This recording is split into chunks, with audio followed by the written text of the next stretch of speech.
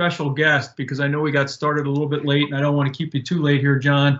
That baby might come out at any time. John and his wife are expecting their first child.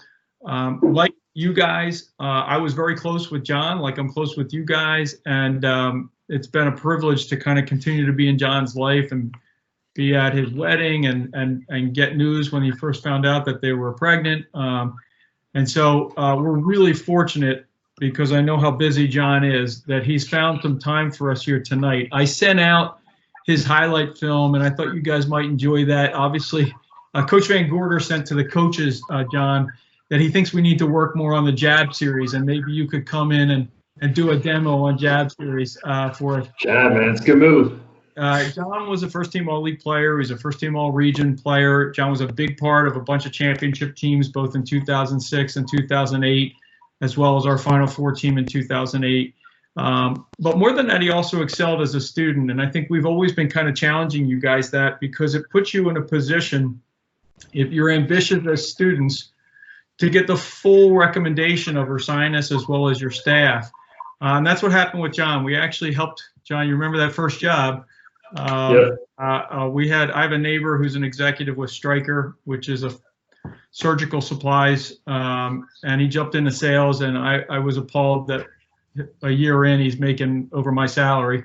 And then obviously he had a journey where today, after a bunch of different stops, he's now an NBA agent. So he's going to talk to us a little bit about that journey. But if anybody clicked into those highlights, you're acutely aware of how talented a player John was. But tonight, I think you're going to find out just how talented a person John is, because some of you have even talked to him on the phone during the recruiting journey. He's an incredibly giving man, as we expect of all of you, being men for others. And so it's without further ado, we welcome you, John, formally to our team meeting here. Thanks for coming on. Yeah, appreciate it. I'm happy to be here. Excited to talk to you guys.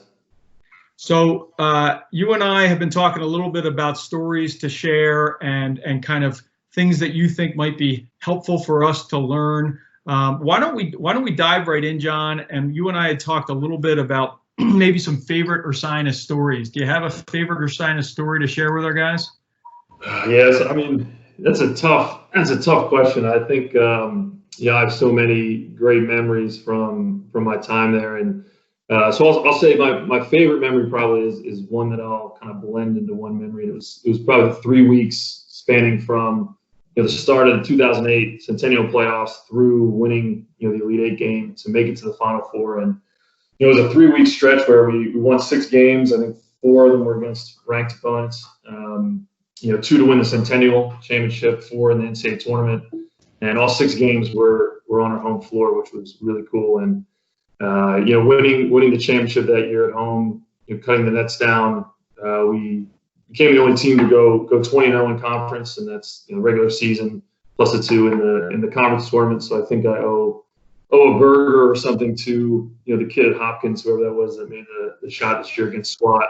But when we were the #1 seed then in our region for the NCAA tournament, we got to host both weekends. So those 3 weekends were just a blast for us. We as a team we enjoyed it. Obviously when you win it's a lot of fun, but what was more was that we got to share with the entire science community, right? Hosting the games, it was really unique, and our families were there and everything. It was a really special time. So I think that 3-week chunk, if I could combine that into one memory, would probably be my favorite, I think. Tell us a little bit about your journey. They just heard that you jumped into sales. You're an economics major. Why'd you pick Stryker? And then kind of what did you do from graduation through today? Yeah, so I graduated in 2009, and I found my way across over to Europe to play 1 year over there. And after that, I was fortunate enough to get an internship with the Philadelphia Eagles. I worked for Howie Roseman for a year. But after that, it was, I kind of want to get back into basketball, and bounced around a little bit. I actually coached at Penn Charter High School for a year, and then opportunity came up. Coach connecting with a fellow Narberth resident that worked for the company, and I started up and worked there for a year, like Coach said, and just realized it was not what I wanted to do. It was a great company, but just was not for me. And so at that point, the decision for me was, do I stick with what I was doing and build a career there, or do I change lanes and kind of go back to school and try and find something I'm passionate about? And I didn't consult too many people when I was doing this, but I did reach out to Coach, and I wanted to pick his brain. And 95% of the reason why I reached out to Coach was definitely because I truly valued his opinion and input. But I think there was probably 5% of me in the back of my mind knew what the advice was that he was going to give me, and like what direction he was gonna push me, because that's he had talked a lot about himself switching career paths early on and becoming a coach, and something that he was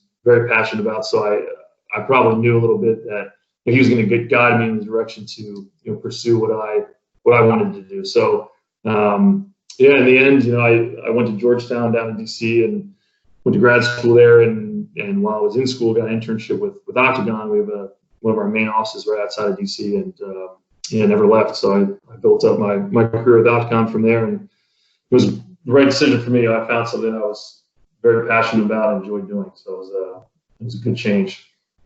You've been really fortunate a couple spots. I can still remember having a beer with you, talking about that and saying, what do you want to do? Yeah. And just like, it's hard in those moments, guys. You're all going to face some moments where you make decisions about income, and we're fortunate in ways that lots of people can't make those. But John, you took some risk. And that's one of the things I think we take a lot at Ursinus, is the courage to take risks in our basketball family, because there was certainly risk there. You're going from a job where you're going to make a lot of money, provide for a future family, but it all worked out, and you kind of followed your passion. Definitely. Tell us a fun story about being an NBA agent. Maybe some of the guys that you're trying to wrap up now before the draft. It's been a crazy year, so usually I can't track you down in March because you're flying all over the country watching tournament games. I can still remember you being incensed. I got you on the phone after you lost Bembry because that chucklehead stole him in the lobby. So tell us about some of the guys you're working with. Sure. So I think from our standpoint, our company as a whole, and how I kind of approach things is we really focus on working with good people, right? Guys that are high character, are loyal, are kind of want to pick an agent, want to work with people who do things the right way. And in the agent business, there's a lot of people who don't kind of lean that way, if you will, and so we end up kind of running into a lot of roadblocks in that sense. So for me, the challenge is like finding the right people to work with, and then building the relationship with them to kind of get them to select me as their agent. And then from there, it's it's important that it's the job is not about me at all. It's 100% about like the clients, and it's pretty rewarding, kind of helping them achieve their dreams and build up what they want to be on the court, off the court, and provide for their families and everything. So there's a ton of good stories. I can talk about it for a while, but probably my favorite one. I have a client, you guys probably know him well, Dante DiVincenzo from Villanova, and I kind of watched him really early on in his career, and loved how he played, and his work ethic, and how hard he played, and just how he did a lot of little things really well, and just kind of building a relationship with him and his parents, early on, to kind of build that mold to then represent him after he obviously scored 31 in the national championship, and he's a kid that just works hard and knows who he is, and works for everything he has. So it's been fun kind of being a part of his ascent to being a key role player on the best team in the NBA. Yeah, it was actually pretty cool, guys. I remember, like you guys, I watched the NBA draft, and that night there was a table of Villanova players at which John was sitting along with Jay, with Coach Wright.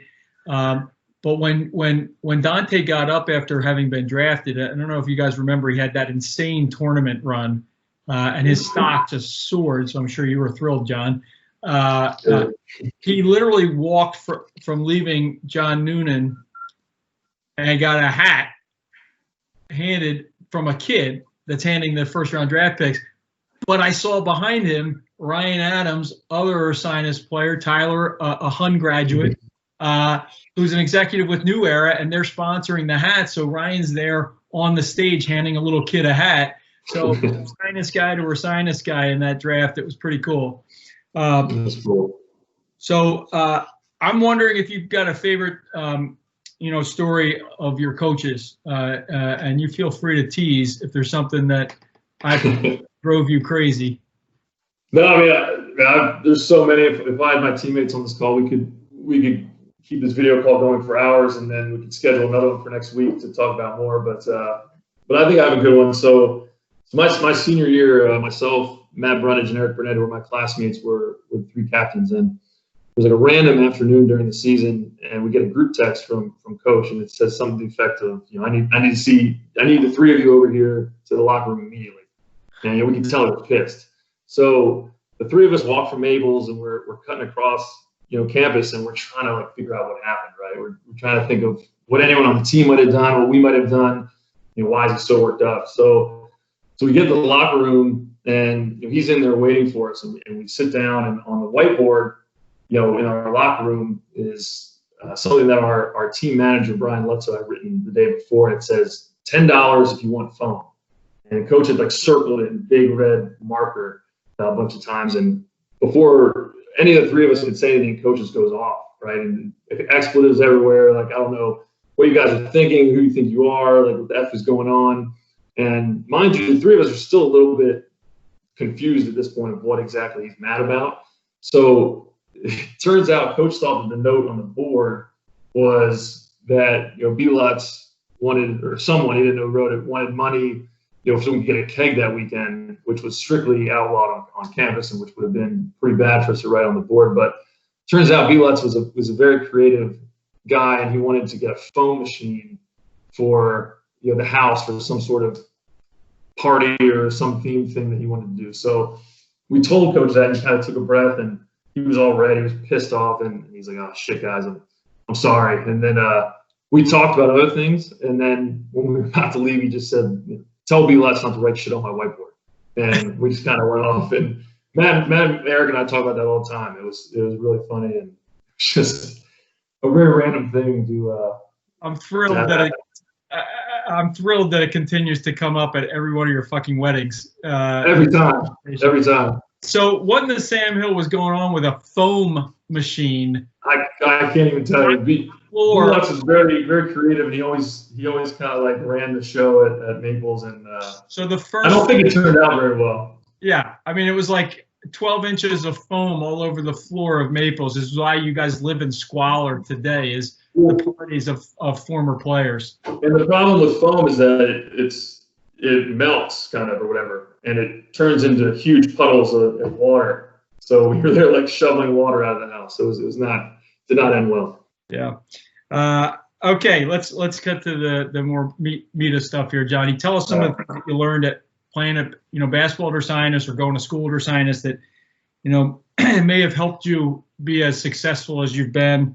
What are some of the things that you've taken away from your time as a player that you've used? Yeah, I mean, I think a big thing for me was humility. Really learning. True success is not about you as an individual, but about the success collectively as a group, achieving whatever you want to achieve. And from a basketball standpoint, for me, coming in as a freshman, an 18-year-old, I led Philadelphia in scoring as a senior. I was on all-state team, and my senior in high school was not great or good by any definition.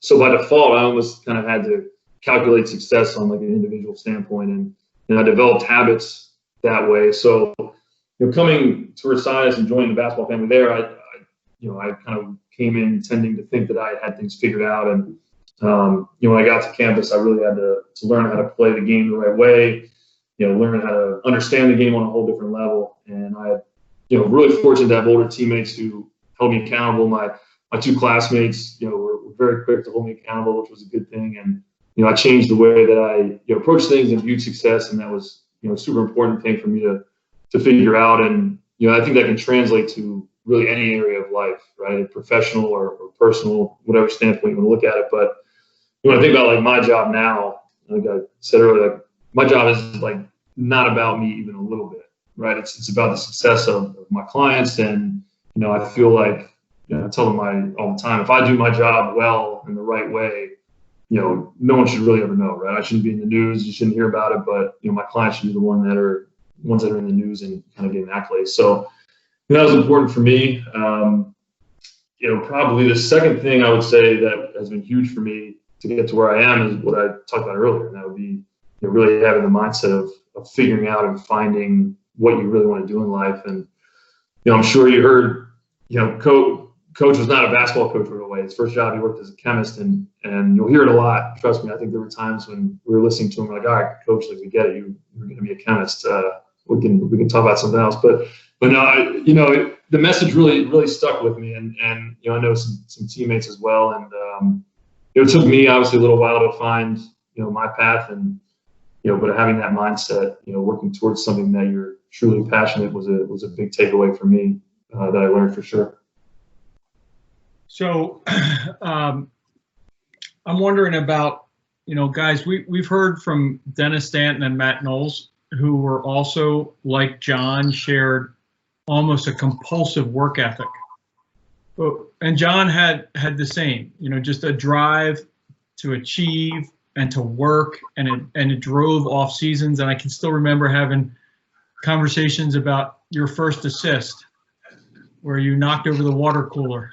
Yeah. John got it. Washington College, I'll never forget that. Yeah, and he rifled a pass, I think Brian McEvely. Yeah. Behind him, and he knocked over a water jug. Almost killed Kathy too. Yeah, I can remember how frustrated you were about the way you were playing, and we talked a lot in the off season after your freshman year about how you were going to transform. Yeah. Part of that, guys, is work ethic. It's commitment to doing the hard stuff, right? And that's an important characteristic that you all take away from Ursinus basketball, learning to do, right? But I thought one of the things that separated you, John, was also appropriate competitiveness. You were never a jerk. You were never a prick. You and I had conversations about not being palms up, not begging calls when you were younger. Yeah. But that competitiveness drove your teammates, and it's why we also won. Yeah.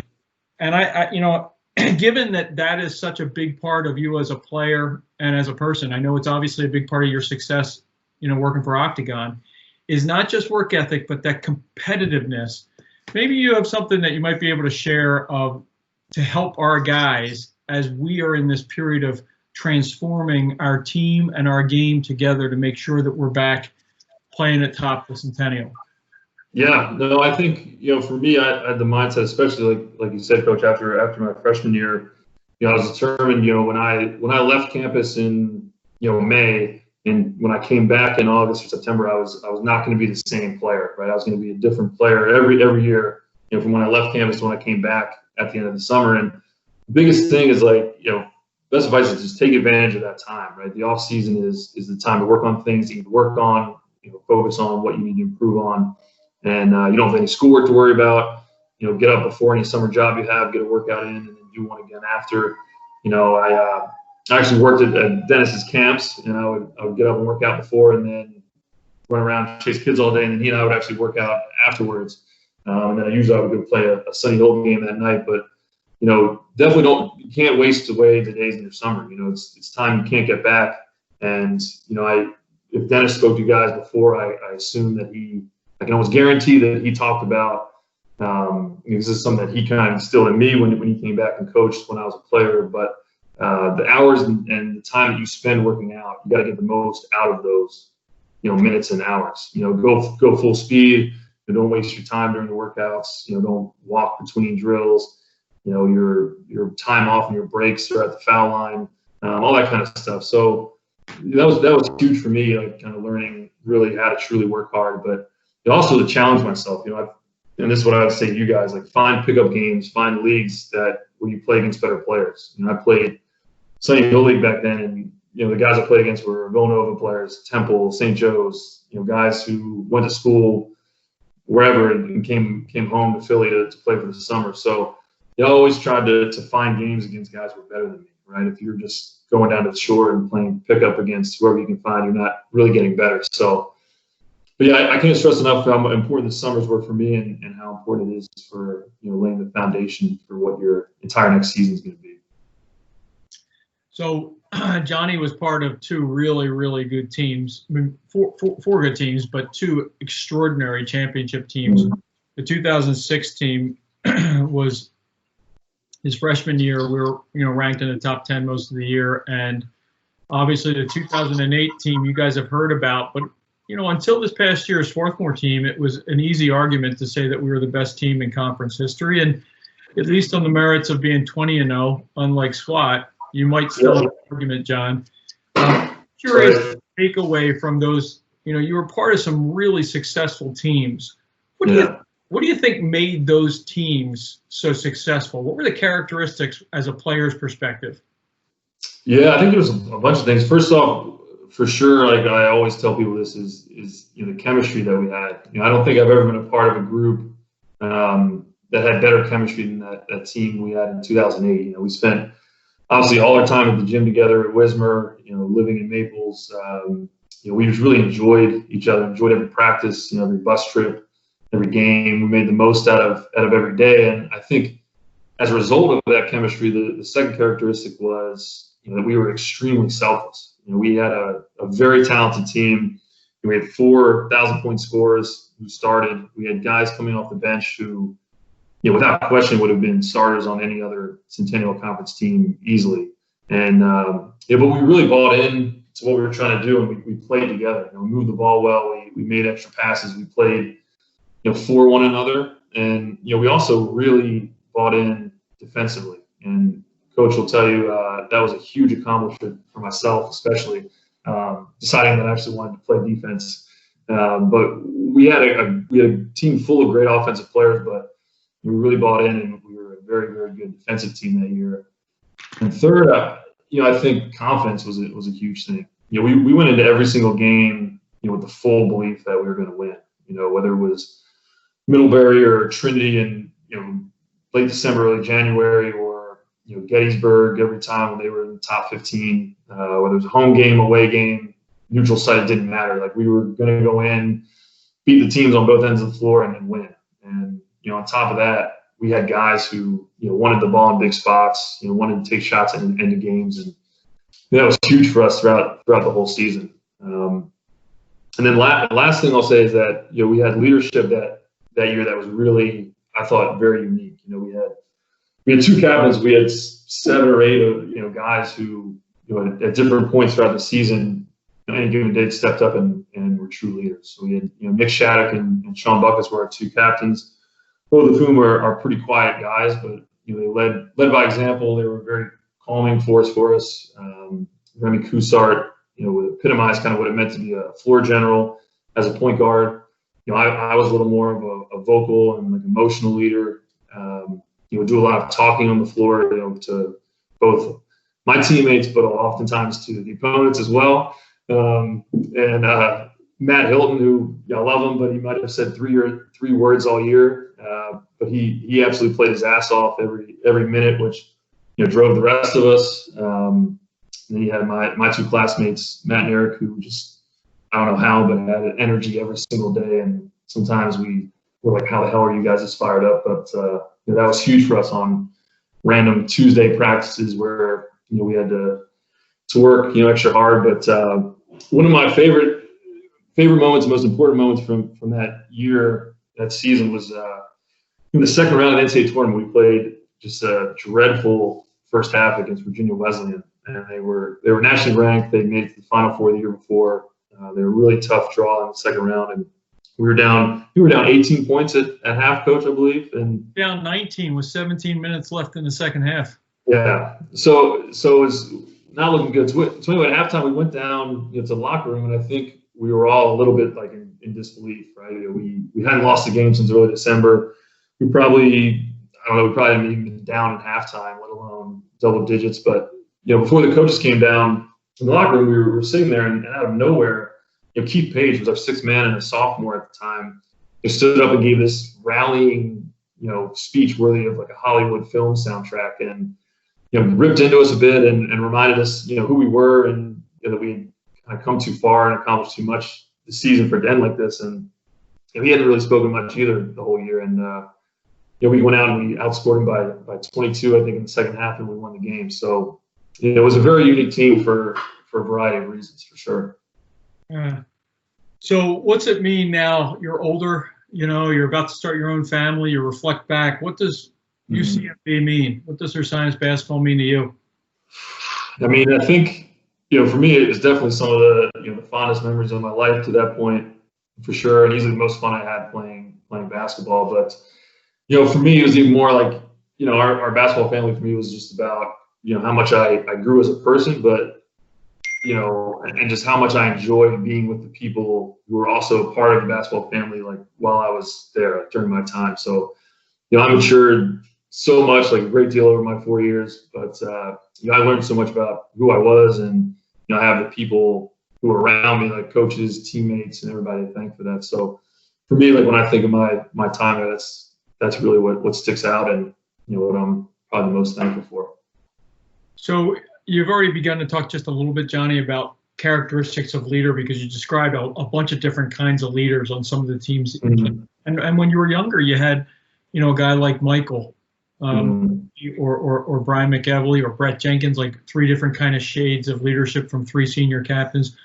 What do you think are some of the important things? And we're fortunate right now, John, that we've reconstructed Ursinus basketball back to a point where we're very well led and have been here recently.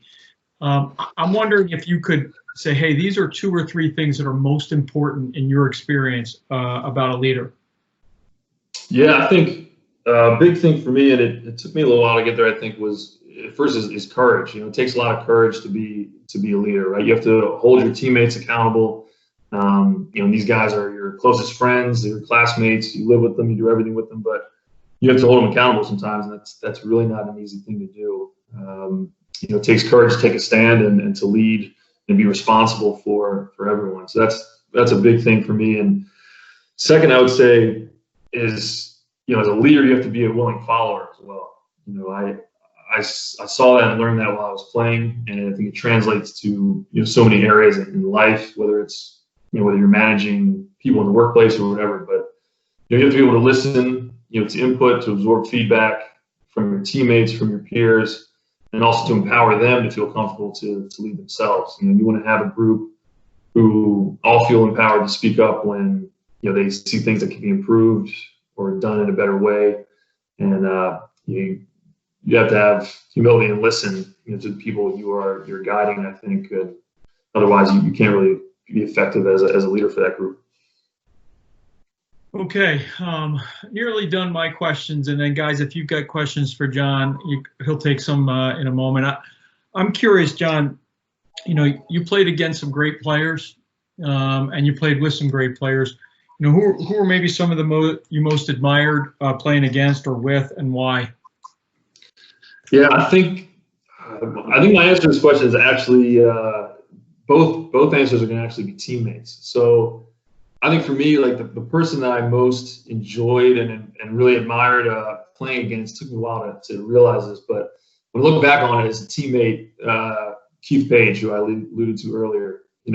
Keith and I were so similar, notably in the fact that we were extremely competitive and hated to lose. Whether it's series games, shell drills at practice, whatever it was, we played the same positions. We matched up a lot of the time, and we butted heads a lot, and we went at each other hard. But at the end of the day, we made each other better, and no question about it. Keith pushed me so much and made me a hell of a lot better. Like I said, it took me a while to appreciate that about him, and really how much of a positive thing it was to have someone like that to go against every day. But he and I became really close as a result of that. I can't until we killed each other at the gym. Literally would be in each other's faces to the point where sometimes teammates would have to pull us apart. But then afterwards, we'd be fine. We'd hug it out, and we were super close. So that was something that I really admired, kind of about Keith. And then the person that I admired probably playing against, and I think there's a lot of really good players that Coach alluded to. The three seniors that I that I played with as a freshman, Mike, Brian and Brett are definitely up there. But I think about who I admired and kind of their path would be a guy who was on our Final Four team, Michael Shema, and Mike was a year ahead of me. We actually played against each other in high school. We were both in the Friends League. He was at West Town. I was at Friends Select, and he was 6'11". I say this with a lot of love. He was not very good at all, and as a high school senior, and he played sparingly his first probably 2.5, 3 years at Ursinus too. But he worked and got so much better over the course of his career. And in 2008, he was actually our starting center. And even within that season, he improved so much. From September, October, first games in November, he really turned the corner in January and February. And without question, he was as important as anyone on our team for making that Final Four run. And turned himself into a hell of a defender. He was an elite, interior defender and really effective post scorer. And for me, seeing him stick with it and work and get frustrated at times, but kind of come back stronger. He really became a really, really good player, and something I admired a lot for sure. A great example, guys. And I know how frustrating sometimes it was for Michael to wait. Mike is actually returned. He lives in Rwanda, business there. But it was very hard for him to sit behind some older forwards, one of whom most of you know, and Will Fury, who's one of the better forwards in the country, but also to kind of not be playing well enough. He just wasn't as far along, and yet he hung in there and he worked his ass off. And all of a sudden, as a senior, and a quick story about Michael Shema, our starter on that team that John's talking about. In Florida, I went out for a beer with a head coach from Middlebury because he and I are old friends, Jeff Brown. So, and he's like, "Who the heck?" And we had just beaten them. So, John, you guys were busy, having fun because that was the second game. And I went down to the lobby, and he's like, "Smalley, who the F is the big kid?" Because I got film from Brad. His college roommate is Brad McAllister, the head coach at Laval, and they coached in Manhattan together. He's like, "I got film from him. He didn't play. What was he hurt?" I'm like, "No, he played in that game." Yeah. Better Mike Shema got from tip-off weekend to the end of September. It was amazing. Even within a season, guys, you are all capable if you work. It's not where you are. Ryan Hughes, I'm looking at your face, and you were frustrated when you weren't playing the number of minutes you wanted tip-off weekend. Well, what happened by January of your freshman year? Starting lineup. There is a meritocracy here, and you don't know when your name's going to get called, but you just pound the block, and you keep working to get better. And that's a great example about Mike Shema. I can remember, by the way, John, intervening at some practices between you and Keith. So he is diminishing the conflict because sometimes it was open warfare, and I worried about their health. So it was good though. I'll tell you, it was super important for that team, and all our teams were very competitive, and it wasn't just me, but me and Keith got into it pretty good. All right, questions that you guys might have for John. We're really fortunate to have him here. We won't keep you too much longer, John, but anything that John might be able to share with you, and if it can be anything. I have a question, Matt McMahon. I was doing my research. I was looking at your clientele, and I saw guys like Tony Carr and Dante DiVincenzo. And I know you touched on him earlier. You mentioned his attention to detail and whatnot. So I guess my question would be, is there a defining characteristic between guys like Dante DiVincenzo, who are established in the league, versus other guys who are just fringe guys in the league or just barely on making it? Yeah, I mean, I think there's a couple of things, right? A lot of it has to do with it's different in different circumstances, right? Like the situation they're in, the role they have on the team. But for me, with Dante, I knew that he was going to be so successful, and a big thing for him is that he's an extremely competitive but extremely confident kid. He went in to every single thing that he did in that whole pre-draft process, knowing that he was going to just absolutely destroy it, right? We went into the combine, and there were a lot of opinions that he had just scored 31 points in the national championship, right? The whole world saw it. Why have him go play 5-on-5 at the combine? Let the team see that 31-point performance, be the last thing that they see. And for me, it was like I knew who he was and his makeup, and I knew that when he got on the court and played in that type of setting, that he would stand out and just kill. Right? He didn't have to score to do it. He rebounded, he played defense, he played hard, and he dove after a couple of loose balls, and he was the best player on the floor. So for guys like that, that could go either way potentially. Their confidence and their drive and their work ethic separates them 100%. Other questions, guys? Other questions for John? I got a question. Go ahead, Peyton. All right. You were obviously on some very successful teams, and I can guess that a lot of that was due to the way you guys practice. So I was wondering, what best characterizes what your practices were like day in and day out? Yeah, our practices were fun, man. I tell you, we worked really, really hard, but everything we did was like ultra competitive. I mean that for sure. Like we had guys that just hated to lose, wanted to win, and it made us better. And it was top to bottom. We were very talented for sure, but we had guys who wanted to, just run through a brick wall to win. So for me, when I think about those practices for sure was, the competitive nature of them. Like shell drills, like when we got tips and you got a point, like people would go crazy, and there'd be guys ended up on the floor, for rebounds, and people got thrown around, and we really went to war every day in practice, which was great, and it made us a hell of a lot better, and I think that really drove our success for sure. We competed against ourselves as hard as we competed against other teams every game. So for me, that was definitely what stuck out. Good question, Peyton. Good question. Yeah. Other questions?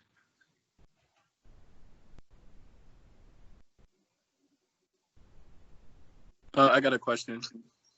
Jimmy, we see your hair. That's about it. Maybe You see me? You see me? drop it down a little bit more. Oh, we got your eyes. There you go. What's up? There we go. What are the characteristics of a good floor general? Good floor general. That's a good question. Point guard. That's a point guard question. He's an NFL receiver. He's one of the wings. He wouldn't know anything about a good floor general, Jimmy.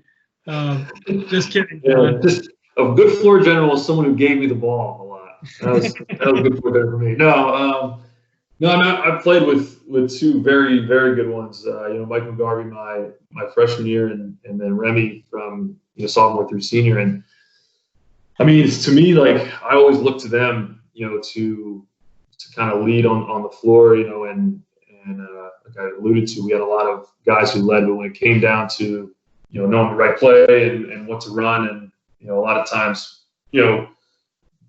how we ran, I know, especially with Mike and Remy, especially his last 2 years, we definitely deferred to them to kind of, go with the flow and call some plays and run what offense they felt was best. So I think a good floor general really is kind of the coach on the floor, and knows the personnel, knows what spots, and when you run a certain play, what spots to hit guys in, what tendencies players have. Remy knew what side of the floor I liked to operate on more so than others. I remember that for sure, him directing traffic and making sure that he knew, not just me, right? It was Nick or Matt Hilton or whoever. So really knowing your team and what their strengths are, and putting your teammates in the best positions for them to succeed. And if you do that, then you not only make them look good, but you make yourself look good too. So I think that's a big thing. Good stuff, John. Good Good stuff. question. Other questions? Any? Hey, John. Bruce. I'm sorry, man. It's Bruce. Just quick question about talk about kind of the off season, and how you're basically saying that this summer, especially all the time that we've been having, that crucial that we're getting our work done. We're basically doing things that we need to do to be successful later in the season. Yeah. Could you give us some, like, I know you talked about series games. I know some of the new guys don't know what they are yet, but could you give us maybe something we could do that's competitive that we can kind of keep things interesting during fall. We come back, we're starting to work out and kind of start building that ultra competitive type of team that you guys had?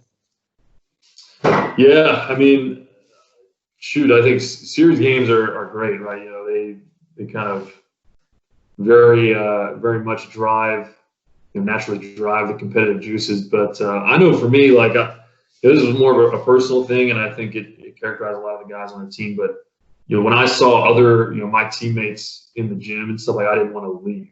Like I wanted to make sure that I was the last one there. I was working harder than everyone else. If I was kind of like walking out of the gym and like Eric was still hoisting threes, I wasn't going to leave. I was going to stick around and keep working and either join him or continue to do something else. So I think as a team, you guys can really drive each other. With individual work ethics can drive the collective work ethic. So being in the gym extra hours, organizing group workouts and making competitive games in there can be good. But yeah, I think if you guys kind of commit to it as a group, you can really drive a collective work ethic for sure. Johnny, I'm gonna cut these questions because it's 8:30, and I promised you we'd get you off after an hour. I do have one last question from me, and I'm curious: are you going to be allowed in the bubble? Are you going to get down to Orlando? And do you have inside information for us about how our beloved Sixers are going to handle all this? That's the biggest question. Everyone's asking that. So as of right now, we had a call with the PA last week, and Michelle Roberts, who's the head of the NBPA, was adamant that agents were not allowed in the bubble to limit the number of people in there and potential exposure. So I'm mixed on it. I obviously would like to go, especially if Dante and the Bucks make a run. But I know my wife's excited about it, so I'll be home, and I want to make an excuse to stay home. So it'll be nice to when our daughter gets here in a couple months or a month. I won't have to go anywhere, but yeah, it'll be tough just watching from home all the time. So it'll be good though. Cool. Okay, guys, let's show a little appreciation. Thank you, John. Really appreciate it. Yeah. No, thanks, guys.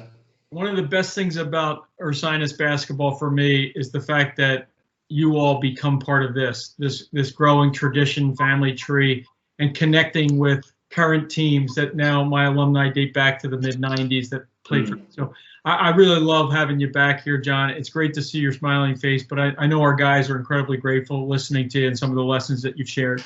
All right, we're going to finish our meeting the way we finish every practice, and that is with our Check It family. So we will do a virtual hands in. Bo, get that hand in.